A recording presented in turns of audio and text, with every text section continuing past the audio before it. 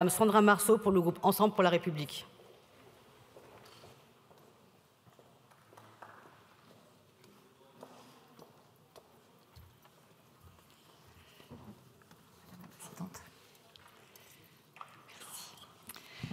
Madame la présidente de commission, monsieur le rapporteur, mes chers collègues, la proposition que nous examinons aujourd'hui, après le passage en commission, remarquée à l'initiative aujourd'hui de notre collègue Jean-Luc Fugit, est déjà portée par mon collègue que j'aperçois, mon ex-collègue Pascal Lavergne, un agriculteur passionné.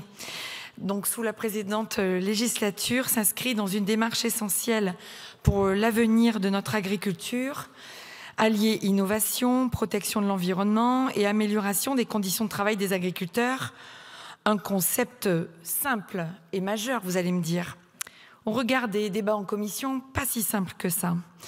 Elle vise à élargir et encadrer l'utilisation des drones pour la pulvérisation de produits biologiques et de biocontrôle. Ce texte prolonge et amplifie une dynamique que nous avions enclenchée dans le cadre de la loi Egalim 1, une autre avancée que nous sommes fiers de porter, avec une expérimentation de 3 ans, ça a été déjà dit à plusieurs reprises, notamment par monsieur le rapporteur, lancée en 2019, pour une pulvérisation donc dans des zones agricoles particulièrement contraignantes, les vignobles à forte pente, les bananeraies ou encore des vergers difficiles d'accès. Les conclusions d'ailleurs du rapport de l'ANSES de 2022 sont claires.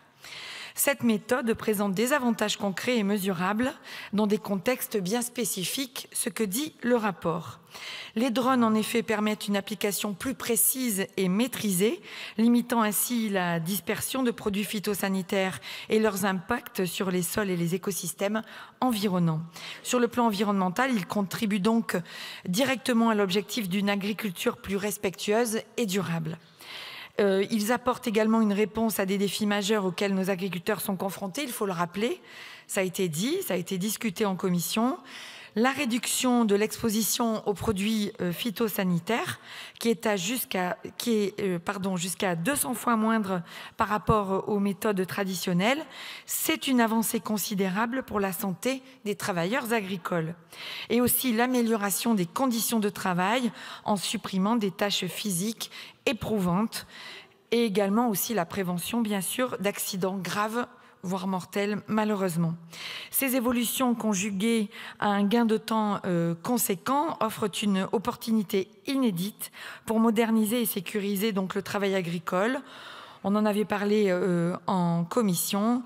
Un drone peut traiter 1 hectare de vignoble en forte pente, donc difficile d'accès, en seulement 45 minutes contre 10 heures éprouvantes pour un opérateur à pied. Je dis bien éprouvante parce que en pente. Ce n'est pas qu'un progrès technique, c'est un outil au service de la compétitivité et de la dignité du travail agricole. Les études récentes, par ailleurs, comme celle de l'INRAE sur les bananeraies martiniquaises, ont confirmé la performance supérieure de ces drones pulvérisateurs dans la lutte contre les maladies, comme l'a dit mon collègue beaucoup mieux que moi, la cercosporiose noire. Merci. Ces données renforcent la pertinence d'élargir leurs usages à des contextes spécifiques tout en maintenant un encadrement rigoureux pour éviter les dérives. Cette proposition de loi est donc une réponse équilibrée et ambitieuse. Elle vise à pérenniser l'utilisation de ces drones pour des situations ciblées tout en ouvrant la voie des expérimentations à d'autres cultures. C'est une démarche pragmatique qui s'appuie sur des résultats scientifiques et avec des retours terrain concrets. Pour notre groupe EPR, ce texte incarne une vision de l'agriculture tournée vers l'avenir. Une agriculture qui protège l'environnement en limitant les intrants et en réduisant leur impact sur les écosystèmes. Une agriculture qui améliore les conditions de vie et de travail de celles et ceux qui nous nourrissent.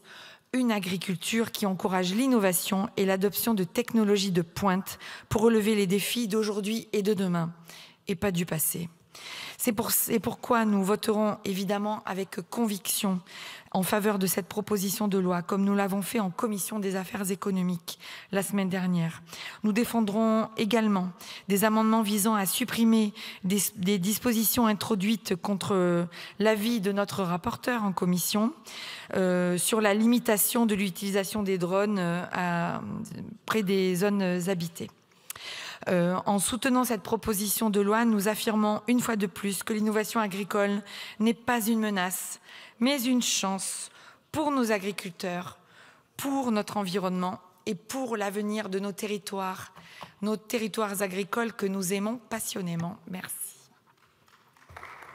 Je vous remercie, Madame la députée. La parole est à Monsieur Loïc Prud'homme pour le groupe La France Insoumise, Nouveau Front Populaire.